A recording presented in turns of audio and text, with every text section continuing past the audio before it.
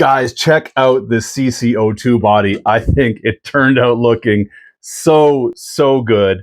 We went with the Tamiya PS32 Corsa Gray. I've got some scale accessories on here as well. We'll dive into that in a little bit. We've got the nice big roof rack that it comes with. We've got the lights there. One complaint that I do have though, Tamiya, I hope you're listening to this. You give us an LED kit and you give us 1, 2, 3, 4 lights, but there's 4 more lights that we don't get with the kit. Maybe I'm, focusing on the wrong thing. You guys let me know what you think in the comments below, but like, why not include all 8 lights? It just drives me nuts, some of the things these guys do. But anyway, that is the body for the Tamiya CC02. Today is the day we're gonna get the rest of this kit built. Excellent! Now, you guys know my format. I'm going to do the hyperlapse kind of approach to things, so we're not sitting here all day watching me put screws into plastic. But whenever there's a really interesting point or a point we need to discuss, I'm going to stop the hyperlapse. We're going to talk about it on camera. So if you're building one of these, you know where to get stuck or not get stuck, hopefully. And then at the end of the video, we're going to have a sweet CC02 to show off, and then we got to get some running videos with it. Let's get rolling. Oh, and I'm also rocking a new mic today, so let me know what you guys think of the audio, because I am really trying to improve the audio on the channel here. I want it to be as crisp as possible for you listeners at home. And again, here's a setup which stresses my good friend Craig out over at the OAG, but that's all right, Craig. We're going to get her done here, buddy. We've got all of our screws from bags A and B opened up, chilling. We got some gears, we've got some transmission parts, we got axles. Goodies, more goodies, and look at that body again. Wow. Man, that thing is sweet.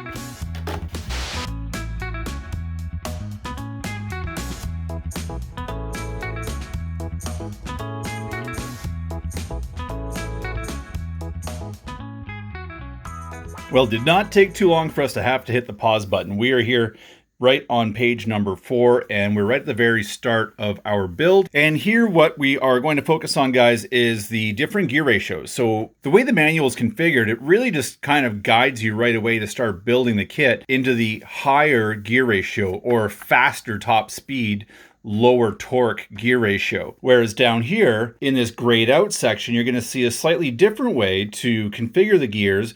And this gear ratio will be the low range gear ratio. This is going to give you more torque, but less high speed. Now, everything I know about this kit, and I haven't driven it yet, it has quite a bit of top end speed, especially when using the faster of the 2 gear ratios. So for general purpose trail riding and rock crawling, that kind of thing, you're going to want to go with the lower of the 2 gear ratios. So keep that in mind when putting your CC02 together.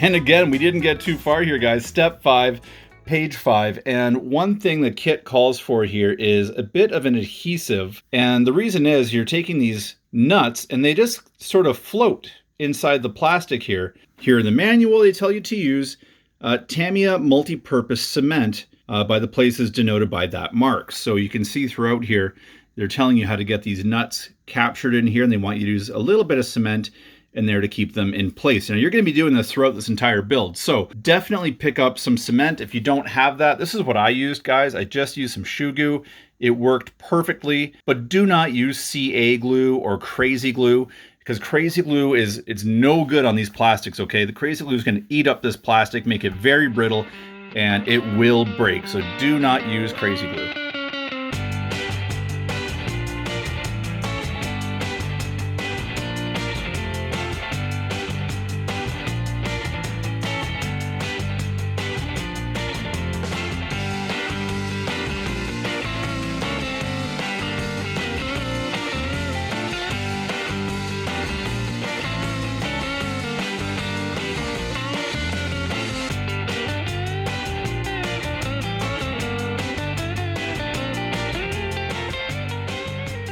Here we are, more stuff to talk about. Page 7, step number 10.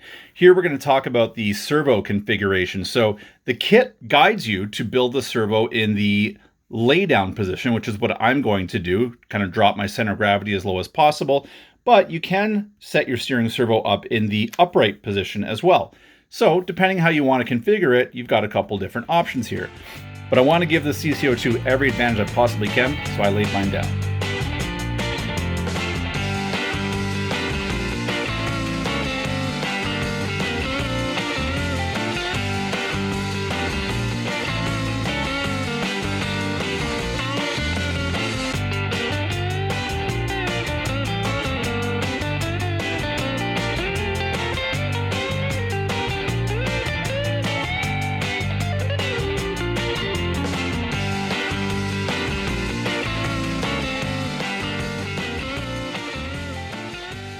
Yes, step 18 here on page number 10.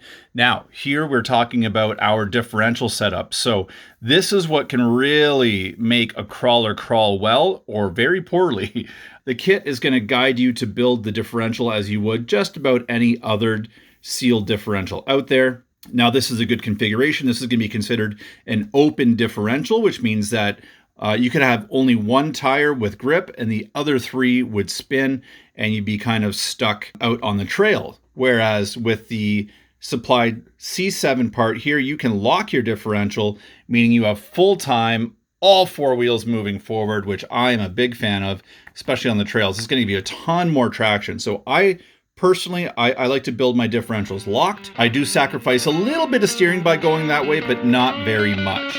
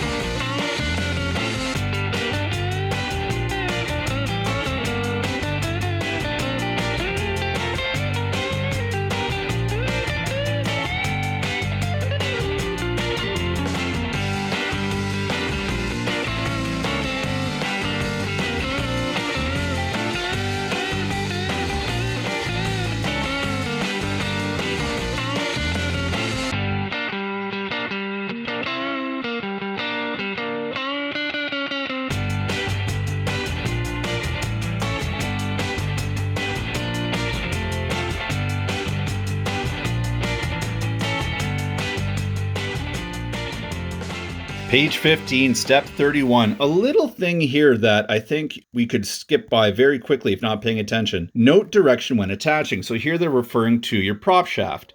Just pay attention to that when you're putting your front and rear differentials together.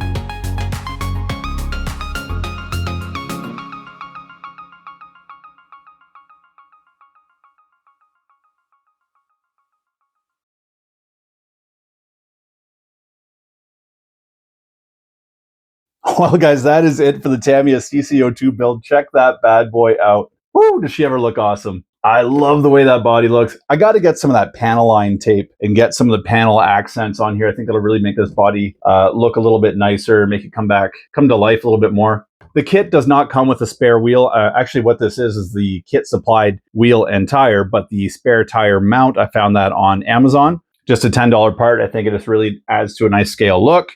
And the wheels and tires that I have on here right now, guys, I actually stole these from my CC01. And these are just steel stamped bead locks.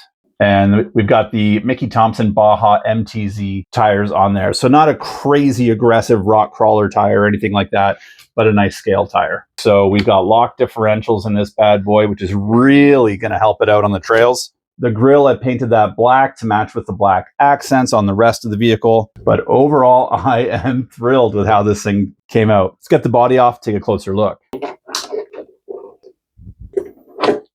So right away inside here, guys, you can see I've got the light control unit in here. I've got the taillights and headlights wired up as is, and we've got provisions in here for a lot more lights. So in time, I'll get another kit and I'll wire up my roll bar lights, which right now, obviously, no lights included in the kit on that. I was pretty bummed to see that. But here's the rest of the chassis, guys, in all of its glory, and I am just loving how this thing turned out. As you can see here, guys, I went with the Hobbywing 1080 speed controller. What a great speedo for brushed crawler applications. Tons of programming functions, fully waterproof, comes with a program card. Cannot be beat, this speed controller. Can't say enough good things about it. Nice how the receiver is placed in this box, that the kit comes with this box to put it in. It's not a waterproof box, but it will keep debris out of there. There's no rubber seal or anything, so I would not trust this to be fully waterproof. But definitely, you know, it'll help keep some elements out. Up front, you can't really see it. You can see a little bit of blue there, but I've got a 35 kg servo that I got off Amazon, just a Power HD or Injora, one of those kind of generic brands. Fully waterproof, 35 kgs with the big beefy servo horn that it came along with. And the only issue I'm encountering so far with that setup, you can see the very bottom of the servo horn right there. I actually trimmed some of it off and it's actually making contact with the diff pumpkin. But I've got almost full suspension movement that way. I definitely have full suspension when I go side to side like this. It's just with the entire front axle coming up, you can see it just makes contact, and I just don't have my shocks fully compressed. So I'm going to have to do something about that in the future. But overall, I'm really happy with how this thing turned out. It looks really cool. It's got weight where you want weight. This is one thing I like about this over the CC01, is that the axles have weight, and just the way the motor is mounted and the servos up front, you can see the weight bias. Obviously, there's no battery in here, but here I'm taking all the weight off the suspension. Now watch the front. You can really see how it comes down.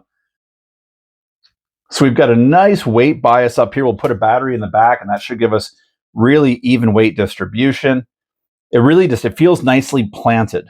It's got a nice big battery tray in the back here as well, and it is rectangular in shape. Thank you, Tamiya. So it should be able to hold all of your lipos. It is fully four-linked, and the links are not adjustable. They look like they've got adjustments on them. They've got kind of this like molded adjustment screw right there, which is kind of hokey, but not adjustable. They are fixed upper links and lower. Oil-filled shocks, non-adjustable pistons. So the only way you're going to get any dampening changes is going to be through your shock oil. The piston is not removable. It's just part of the shaft. And other than that, guys, I would say this. I'd say this build took me a lot longer than I thought it would.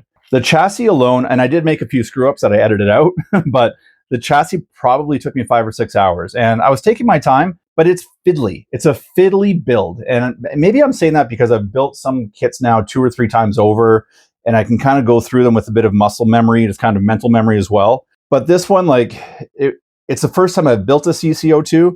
But all those little captured nuts you got to put in there, and then you got to, really anchor them in place. And it's just kind of a fiddly build, more time consuming. Just be prepared to take your time on this one, okay? Don't rush it.